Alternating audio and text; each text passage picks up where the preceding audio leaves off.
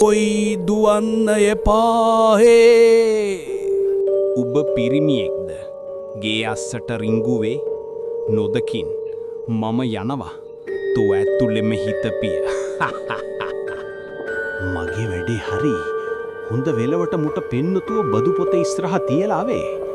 දැන් යන්න ඕනේ අහුවෙන්නේ නැති වෙන්න. කෑ ගහන්නවත් හොඳ නෑ.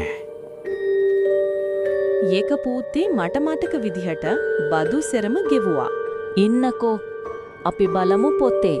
බූතේ ඔයා මෙහෙම කියන්නේ ගී මහත්තයාට අපි සෙරම බදු ගෙවලා තමා තියෙනවෑ.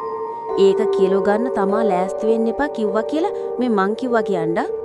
ඒක මහත්තයා මම බදු තමා හැමදම ගෙවනවා කබා මහත්තයෝ. හප්පා මල හදකලේ පරේ තම බෑලෑ යන්න බෑනේ එකයි. අනේ සර් බය කරන්න එපා හොඳද?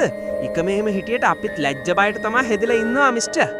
ආපායේ බද්ද ගෙවලාන්නේ. හොඳයිනේ මල්ලේ. ඒත් කරන්න දෙයක් නෑ මල්ලි. මේක ලංකාවනේ. පව් උඹ ඇත්තටම කිව්වොත් ලැස්තිවයන් අපාය බලා ගමන ආරම්භ කරන්න. බදු ගෙවලා ගෙනියනෝ. වෙරගනියෝ.